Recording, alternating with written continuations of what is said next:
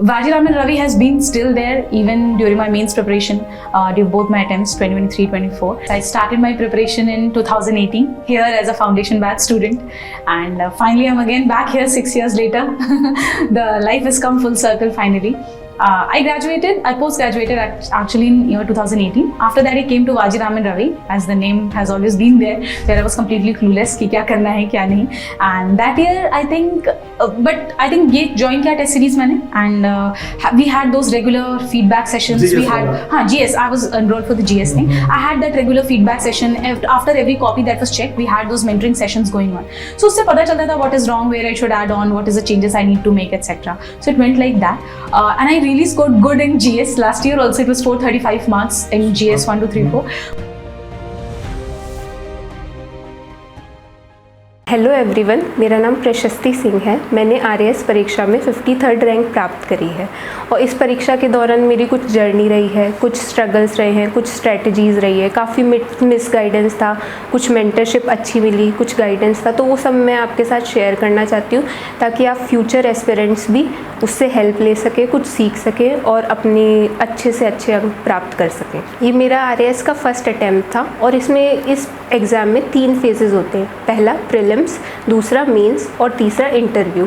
तो प्रीलिम्स एक qualifying exam होता है जिसमें काफ़ी मल्टीपल सब्जेक्ट्स होते हैं। उसमें मेरी बेसिक स्ट्रेटजी ये थी कि मैं कोई एक नोट्स रेफ़र करूं और उनको वापस रिवाइज़ करूं, मल्टीपल रिवीजन करूं और एक ही सोर्स से स्टिक रहूं।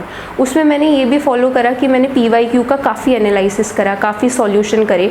जैसे दिशा PYQ एक बुक आती है जिसमें राजस्थान के, इंडिया के सबके PYQ मिलते, तो आप ऐसी कोई भी बुक्स रेफ़र कर सकते हो और आप ज़्यादा से ज़्यादा PYQ लगाओगे तो आपको एक अप्रोच भी पता चलेगी कि एग्जामिनर किस तरह के सवाल पूछ रहा है। अभी जैसे न्यू एग्ज़ाम्स होते हैं उनमें कुछ जो आरएएस के अलावा भी दूसरे एग्ज़ाम्स होते हैं, आप उनके भी पेपर्स देख के सॉल्व करोगे तो आपको आइडिया लग जाएगा कि एग्जामिनर कौन सा सब्जेक्ट हार्ड पूछ रहा है। जैसे जनरली स्टेट पॉलिटी के ऐसे क्वेश्चंस आते हैं कि जो किसी से भी नहीं सॉल्व हो पाते, तो मैंने क्या करा, उन पे थोड़ा वेटेज कम रखा और जो मेरी स्ट्रेंथ थी जैसे कि राजस्थान ज्योग्राफी, इंडियन पॉलिटी और साइंस, क्योंकि मेरा बैकग्राउंड साइंस रहा है तो उस पर मैंने बहुत फोकस करा और उनकी वजह से मैंने प्रीलिम्स अच्छे मार्क्स से क्लियर कर लिया। इस एग्ज़ाम की मेंस स्टेज के लिए मैंने सबसे पहले तो सिलेबस को रेफ़र करा कि सिलेबस में कौन कौन से टॉपिक हैं और PYQ देख के मैंने पता लगाया कि किस डेप्थ तक किस टॉपिक से सवाल किए जाते हैं, ताकि मुझे ये पता चले कि कौन सा टॉपिक इम्पॉर्टेंट है,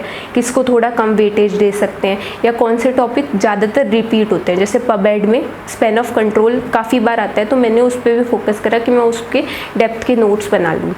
और उसके अलावा मैंने टॉपर्स कॉपी देखी। टॉपर्स कॉपी का यूज़ मैंने इस तरह से करा कि मुझे पता चला कि किस तरह की आंसर राइटिंग हमें करनी चाहिए, जो कि क्या वैल्यू एडिशन होना चाहिए, क्या उसमें डायग्राम होने चाहिए, क्या फ्लो चार्ट्स होने चाहिए। मेंस का अगर जनरल आइडिया लें तो इसमें 4 पेपर्स होते हैं जिसमें कि GS 4 होता है, हिंदी एंड इंग्लिश का लैंग्वेज का पेपर, जिसमें इनपुट आउटपुट रेशियो बहुत अच्छा होता है, तो मैंने उस पर ज़्यादा फोकस करा। और GS 1, 2, 3 जो सब्जेक्ट्स होते हैं वो जनरल नॉलेज रिगार्डिंग होते हैं। अब मैं पेपर वाइज आपको अपनी स्ट्रेटजीज़ बता देती हूँ। GS 1 में जैसे हिस्ट्री होता है उसके लिए मैंने इंडियन हिस्ट्री के लिए आर्ट एंड कल्चर मेरी वीक थी तो उसके लिए मैंने अपने मेंटर राहुल सर से नोट्स ले लिए थे और उनका मल्टीपल रिवीजन करा और आंसर राइटिंग प्रैक्टिस करी। और मॉडर्न हिस्ट्री के लिए मैंने UPSC वाले सोर्सेज रेफ़र करे, जैसे बुक्स तवा एक चैनल है, वहाँ पे छोटी छोटी वीडियोस होती हैं जिनके थ्रू आप अपना हिस्ट्री को कवर कर सकते हो। इसमें कुछ टॉपिक्स होते हैं जैसे पोस्ट कंसोलिडेशन, अगर आप सिलेबस देखते हैं जो हाईली रिपीटेड होते हैं, तो उनमें मैंने खुद के एक अच्छे से UPSC सोर्सेज को रेफ़र करके नोट्स बना लिए थे जिसमें PYQ बेस्ड थे वो। और उसके बाद राजस्थान हिस्ट्री के लिए मैंने ऑथेंटिक बुक्स पढ़ी, उनके मैंने शॉर्ट नोट्स बना लिए ताकि मेरा रिटेंशन ज़्यादा हो जाए, मैं मल्टीपल टाइम रिवीजन कर सकूँ इनका। फिर वर्ल्ड हिस्ट्री के लिए भी मैंने सेम चीज़ करी कि NCERT या RBSC या कहीं से भी मुझे जो मिलता है मटेरियल उसको मैंने शॉर्ट नोट में कन्वर्ट करा और उसको रिवीजन में लाई। अब जो सेकंड सब्जेक्ट है इकोनॉमी, ये बहुत डायनेमिक सब्जेक्ट है तो इसमें मैंने स्पेशली देखा PYQ में कि हमें इंडिया का सर्वे पढ़ना चाहिए, बट इंडिया का सर्वे बहुत बल्कि आता है तो मैंने उसके लिए विजन IAS जो होता है उसका सर्वे की समरी को रेफ़र करा और एक बजट को रेफ़र करा। उसके अलावा विजन की जो करंट की मैगजीन्स आती है उनको भी मैंने पढ़ा। और जो राजस्थान इकोनॉमी है उसमें मैंने राजस्थान सर्वे और राजस्थान का बजट पढ़ा और स्कीम्स और पॉलिसीज़ पे स्पेशली फोकस करा, उनके लिए अलग से भी नोट्स बना लिए ताकि वो अच्छे से वैल्यू एडिशन हो सके। और कुछ सब्जेक्ट्स में जैसे मैंने MSME वगैरह कुछ टॉपिक्स हैं उनमें ऐसे कुछ कॉन्सेप्ट्स याद कर रखे थे कि अगर इस तरह का क्वेश्चन आए तो मैं ये वर्ड मेंशन कर दूँ। जैसे MSME में डॉर्फिज्म या इंटरनेशनलाइजेशन ऑफ रुपीज़ में मैं ट्रिफिन डायलेमा को मेंशन कर सकती थी। अब इसके बाद जो छोटे सब्जेक्ट्स हैं जैसे कि सोशोलॉजी, मैनेजमेंट और अकाउंट्स ऑडिटिंग, उनमें मेरा जर्नल ओवरव्यू यही था कि मैंने अलग अलग सोर्सेज से कंपाइलेशन करके एक नोट्स बना लिए और उनको मल्टीपल रिवीजन में अपने करा। अब हम बात करते हैं GS2 की। GS2 में सबसे पहला जो सब्जेक्ट था वो ज्योग्राफी था। ज्योग्राफी में मैंने जनरली ऐसा ही करा कि RBSC और NCERT के थ्रू एक नोट्स बना लिए जिनका मैंने मल्टीपल रिवीजन करा। और उसमें वर्ल्ड ज्योग्राफी में एक टॉपिक था IR का, तो उसके लिए मैंने ये देखा कि वो IR का टॉपिक GS3 के साथ भी मैच करता है, तो मैंने उसके लिए और उस वर्ल्ड ज्योग्राफी के लिए अच्छे से प्रिपेयर करा और मैं उसकी स्ट्रेटजी आपको GS3 में बता दूंगी। इसमें सेकंड सब्जेक्ट है एथिक्स। एथिक्स में जनरली मैंने UPSC के सोर्सेज से कुछ नोट्स बनाए, उनको कंपाइल करा। थिंकर्स वगैरह वहाँ पे जो भी दे रखा था, UPSC और RPSC के सिलेबस में ज़्यादा डिफरेंस नहीं है, 2-4 टॉपिक्स का ही डिफरेंस है, तो वो मैंने रेफ़र करे और उनमें वैल्यू एडिशन करती रही। और मैंने देखा कि PYQ में बहुत ज़्यादा एनालिटिकल सवाल पूछे जाते हैं, तो मैंने उनकी प्रैक्टिस बहुत करी कि रियल लाइफ एग्जाम्पल्स कुछ कोट करूँ, किसी SDM, किसी DM सर ने जो भी करा है उनको मैं एग्जाम्पल के थ्रू कोट करूँ और अपने आंसर में एक ऑब्जेक्टिविटी लाऊं, क्योंकि ये सब्जेक्ट बहुत सब्जेक्टिव होता है। उसके बाद जो थर्ड सब्जेक्ट था वो था साइंस एंड टेक। क्योंकि मेरा बैकग्राउंड हमेशा से बायोलॉजी रहा है, BSc मैंने ग्रेजुएशन करी है, तो मुझे बायोलॉजी एंड केमिस्ट्री में इतना दिक्कत नहीं थी, तो मैंने कोई भी एक जनरल नोट्स पढ़ लिए, NCERT RBSC रिवाइज़ कर ली। और फिज़िक्स भी मेरे 12th तक थी, तो उसमें मेरे को इंटरेस्ट था, इस वजह से मैंने वो भी कवर कर लिया एक जनरल नोट से। प्लस कुछ टॉपिक्स में अगर मुझे लैगिंग फील हुआ, जैसे NMR, MRI, तो मैंने उनके वैल्यू एडिशन कर लिया और उनके गूगल सर्च करके एडिशन कर लिया। फिर टेक्नोलॉजी में मैंने कोई एक बेस नोट्स उठा लिए, जिस भी इंस्टीट्यूट के आप रेफ़र करना चाहें, आप UPSC के सोर्सेज भी रेफ़र कर सकते हैं, उनको मैंने अपने नोट्स में इंक्लूड करा। और इस सब्जेक्ट में मैं करंट से बहुत अपडेटेड रहती थी कि मैं जनरली विजन की मैगज़ीन रिलीजियसली फॉलो करती थी।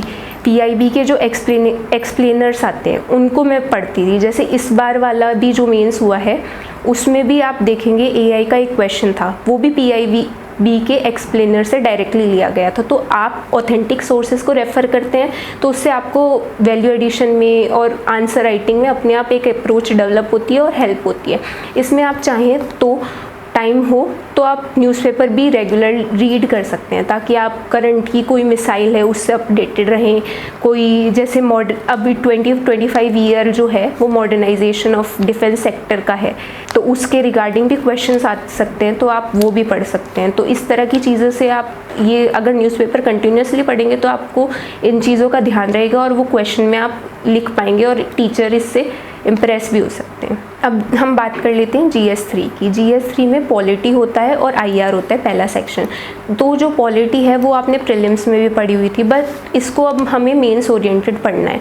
तो जो हमें फैक्ट्स प्रीलिम्स में हमने यूज़ करे थे, जैसे रटे थे, वो आर्टिकल हो सकता है, कोई कमेटी हो सकती है, कोई जजमेंट हो सकता है और कोई कॉन्स्टिट्यूशनल अमेंडमेंट हो सकता है, तो वो आप ट्राई करें कि आप अपने आंसर्स में उसको इनकलकेट करें। कोई डायग्राम आप बना सकते हैं, कोई वैल्यू एडिशन आप प्रॉपर्ली कर सकते हैं। और इसमें नोट्स जो हैं वो आप कोई भी जो आपने मेंस के नोट्स बनाए हैं उनको रेफ़र कर सकते हैं। मैंने भी ऐसा ही करा था, अपने थ्रू नोट्स बना लिए थे, शॉर्ट नोट्स एक तरह से। और फिर पॉलिटिकल डायनेमिक्स का इसका जो टॉपिक था वो मैंने इग्नू से रेफ़र करा था और उसमें अपने खुद के शॉर्ट नोट्स बना लिए थे ताकि रिविज़न थोड़ा आसान हो जाए। इसके बाद IR जो था उसमें मैंने सबसे पहले तो बेस नोट्स एक पढ़ लिए ताकि मुझे जनरल टर्म्स पता हो IR की और जनरल एक बैकग्राउंड पता हो। उसके बाद मैंने उसमें जनरली रिलीजियसली करंट को फॉलो करा है कि क्या चल रहा है, क्या रीज़न है। जैसे रशिया यूक्रेन वॉर है तो इसका आपको अच्छे से फॉलो अप करना है कि क्या है इसके कॉजेज़, क्या रीज़न्स है, क्या इम्पैक्ट है। उसके बाद जो सेकंड सब्जेक्ट इसमें आता है वो है पब्लिक एडमिनिस्ट्रेशन। पब्लिक एडमिनिस्ट्रेशन में मैंने राहुल सर के नोट्स रेफ़र करे थे। राहुल सर मेरे मेंटर हैं और उनके मैंने नोट्स रेफ़र करे और PYQ में और क्वेश्चन प्रैक्टिस में ज़्यादा फोकस करी। अब इसका जो थर्ड सेगमेंट आता है छोटे सब्जेक्ट्स, जो कि वेटेज तो इनका होता है 60 मार्क्स का, बट इनमें इनपुट आउटपुट रेशियो थोड़ा सा डिसबैलेंस्ड होता है, तो इसमें मैंने फोकस ज़्यादा मल्टीपल रिवीजन पे करा और ऐसा सोचा कि कम टाइम दूंगी इनको। तो जैसे लॉ हो गया, स्पोर्ट्स, योगा और बिहेवियर के लिए तो मैंने NCERT वगैरह से अपने एक शॉर्ट नोट्स RBSC से बना लिए थे, उनको मल्टीपली रिवाइज़ करती थी। लॉ के लिए मैंने कुछ भी इंस्टीट्यूट्स जो थे उनसे नोट्स उठाए और उनको याद करा अच्छे से। और उसके बाद जो स्पोर्ट्स योगा ऐसा सब्जेक्ट है कि इसमें बहुत ही ज़्यादा वास्ट है और क्वेश्चन को अप्रोच करने के लिए मैंने ऐसा फॉलो करा कि PYQ से देख लिया कुछ टॉपिक्स से जो मल्टीपल टाइम रिपीट्स हो रहे हैं, बहुत इजीली आप उनको स्ट्राइक कर सकते हैं। जैसे कि पॉलिसी रिलेटेड क्वेश्चंस आते हैं, राजस्थान की स्पोर्ट्स पॉलिसी, खेलो इंडिया, तो उनको मैंने अच्छे से करा। अब मैं आपके साथ GS4 की स्ट्रेटजी शेयर करना चाहती हूँ। GS4 एक ऐसा सब्जेक्ट है जिसमें आप बहुत कम आउटपुट में बहुत अच्छे मार्क्स ला सकते हैं। तो उसमें आप ग्रामर पार्ट जो होता है उसके लिए मैंने ऐसा फोकस करा कि मैं बार बार प्रैक्टिस करती, बार बार रिवीजन करती, क्योंकि इसमें ऐसे सब्जेक्ट्स ऐसे टॉपिक्स हैं कि आपके ऑब्जेक्टिव मार्क्स होंगे कि बिल्कुल करेक्ट आपने लिखा है तो आपको करेक्ट ही मार्क्स मिलेंगे।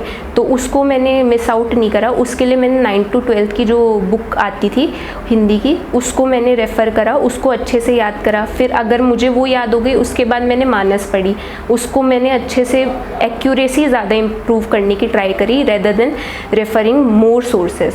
और उसके अलावा मैंने इसमें प्रैक्टिस बहुत करी है। जहाँ से भी मुझे कुछ शीट मिल जाती, कुछ भी मिल जाता, तो मैं उसको पढ़ती रहती या उसकी प्रैक्टिस लिख के करती, ताकि मेरी मात्रा की भी अशुद्धियाँ नहीं रहे और उसमें भी हेल्प हो जाए कि एक अच्छा सा मुझे वो कैब डेवलप हो जाए।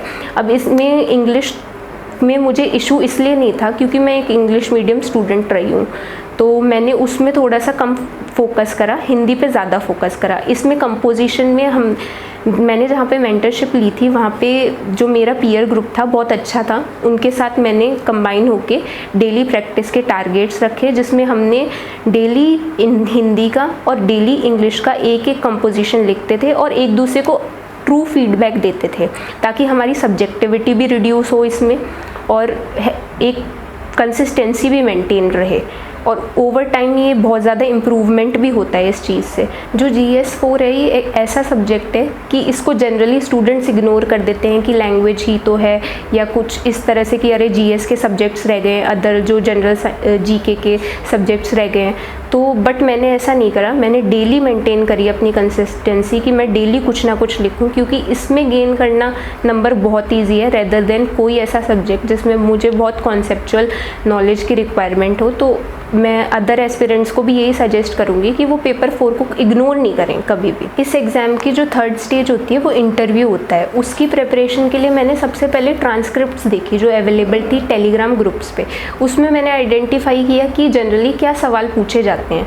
तो उससे मुझे पता लगा सबसे पहले तो मुझे अपने डेफ पे वर्क करना होगा कि मैं किस डिस्ट्रिक्ट से बिलोंग करती हूँ, उसके रिगार्डिंग मुझे हर चीज़ मल्टी डायमेंशनल पता होनी चाहिए। उसके अलावा जो सेकंड मुझे प्रायोरिटी लगी कि एकेडमिक सब्जेक्ट, जो जिस सब्जेक्ट में मैंने ग्रेजुएशन करी है, जैसे BSc बायोलॉजी से मेरा ग्रेजुएशन था, तो उसके मुझे कॉन्सेप्चुअल अंडरस्टैंडिंग वगैरह अच्छे से डेवलप करनी थी।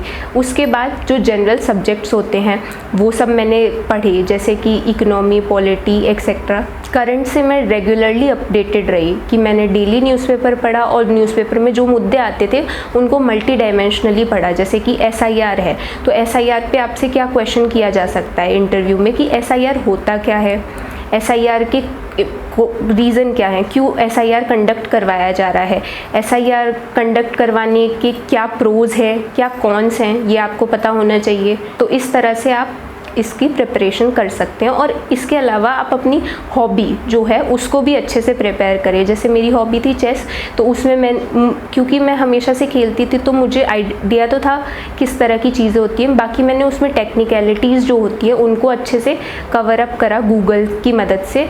और जो अपडेटेड रही कि कौन सा प्लेयर क्या कर रहा है, क्या अचीवमेंट्स हैं। इंटरव्यू की प्रिपरेशन के दौरान मैंने ये भी करा कि मैंने बहुत ज़्यादा मॉक्स दिए, और इसके लिए भी मैंने राहुल सर को ही कंसल्ट करा, उनसे मॉक्स करवाए और उन्होंने मुझे रियल फीडबैक दिया। उस पर मैंने वर्क करा और इम्प्रूव करने की कोशिश करी। अपनी आरएएस की जर्नी के दौरान मैंने जो सबसे ज़्यादा फील करा वो ये था कि हार्डवर्क तो बहुत ज़्यादा रिक्वायर्ड है, उसकी कोई ऑल्टरनेटिव ही नहीं है, और उसके अलावा सेल्फ स्टडी, डिसिप्लिन, कंसिस्टेंसी जो है वो आपको मेंटेन करनी पड़ेगी। हो सकता है आप डेली उतना ही नहीं पढ़ पाओ, आप डेली अपना 100% नहीं दे पाओ, पर आपको ये करना है कि आप डेली पढ़ रहे हो, किसी दिन भी स्किप नहीं कर रहे, कि आप चाहे 2 घंटे पढ़ो, चाहे 10 घंटे पढ़ो, कितना भी पढ़ो, पर डेली पढ़ो।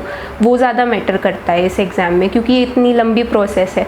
और इसके अलावा मैं अगर इस जर्नी के दौरान एक और चीज़ मैंने देखी है कि सेक्रीफाइसेस तो बहुत लगते हैं सक्सेस में, कोई भी सक्सेस मिलती है, कि मैंने काफ़ी टाइम से कुछ भी करना छोड़ दिया था, अपने रूम में स्टडी करना ज़्यादातर, कहीं फंक्शन है तो नहीं जा रही, कहीं कुछ है तो नहीं जा रही, और कोई दिवाली, कोई होली, ये सब नहीं मनाई कि होगा कि मेरी मेहनत रंग लाए। इस वजह से मेरे फर्स्ट अटेम्प्ट में ये परीक्षा क्लियर करने का एक रीज़न यही था कि मैंने अपने आप सेल्फ स्टडी ज़्यादा करी और रेगुलरली कंसिस्टेंटली मतलब प्रिपरेशन करी थ्रू पेपर्स। फर्स्ट अटेम्प्ट में इतनी अच्छी रैंक प्राप्त करने का मुझे ये रीज़न अपना लगता है कि मैंने सेल्फ स्टडी पे बहुत ज़्यादा फोकस करा और प्रैक्टिस, कंटिन्यूसली प्रैक्टिस करी, कंसिस्टेंसी मेंटेन रखी। तो कोई बच्चा अगर ऐसे सोचता है कि उसके पास फाइनेंशियल कंस्ट्रेन है, वो पढ़ नहीं सकते, तो आप ऐसा दिल छोटा नहीं करना। अपन को टेलीग्राम, गूगल सर्चेस पे बहुत ईजीली मटेरियल मिल जाता है हर चीज़ का, तो आप उनको रेफ़र कर सकते हैं। आप यूट्यूब पे फ्री वीडियोस देख सकते हैं और ईज़िली आप किसी भी टेलीग्राम ग्रुप पे अपने क्वेश्चंस डालते हैं तो दूसरा कोई इंसान चेक कर ही देता है। जनरली मैं भी ऐसा करती थी कि मैं किसी प्लेटफॉर्म पे जा रही हूँ, मुझे किसी के क्वेश्चन दिख रहे हैं तो मैं उनकी फ़ीडबैक देती थी, ताकि मुझे भी वो 2-4 एक्स्ट्रा चीज़ें पता लगे और वो मेरे एग्ज़ाम में हेल्प करे। तो अगर आप ये सब मेंटेन करेंगे तो आप भी अच्छी रैंक से फर्स्ट अटेम्प्ट में प्राप्त कर सकते हैं, इसमें कोई बड़ी बात नहीं है। और इवन इसी रीज़न की वजह से मेरा नेक्स्ट बार भी इंटरव्यू कॉल है, क्योंकि एक छोटी सी वीडियो में अपनी डिटेल स्ट्रेटजी बताना, क्योंकि ये 3 साल की प्रोसेस थी तो उसको कुछ समय में, कुछ मिनटों में बताना बहुत डिफ़िकल्ट होता है और मैं भी शायद सही से नहीं बता पाई। तो इसलिए मैं डिटेल स्ट्रेटजी किसी भी एस्पिरेंट की, एक एस्पिरेंट की भी मदद हो तो उसके लिए मैं एक टेलीग्राम ग्रुप अपना बना दूँगी और उसको आप ज्वाइन कर सकते हैं। और उसमें मैं हो सके तो अपने आंसर्स वगैरह, अपने नोट्स वगैरह, अपनी इवैल्यूएशन की कोई आंसर है तो मैं उसको किस तरह से लिखती, किस तरह से नहीं लिखती, ये सारी चीज़ें आपके साथ शेयर करूँगी ताकि आपको भी फर्स्ट अटैम्प्ट में सफलता मिले और आपके भी साथ अच्छा हो।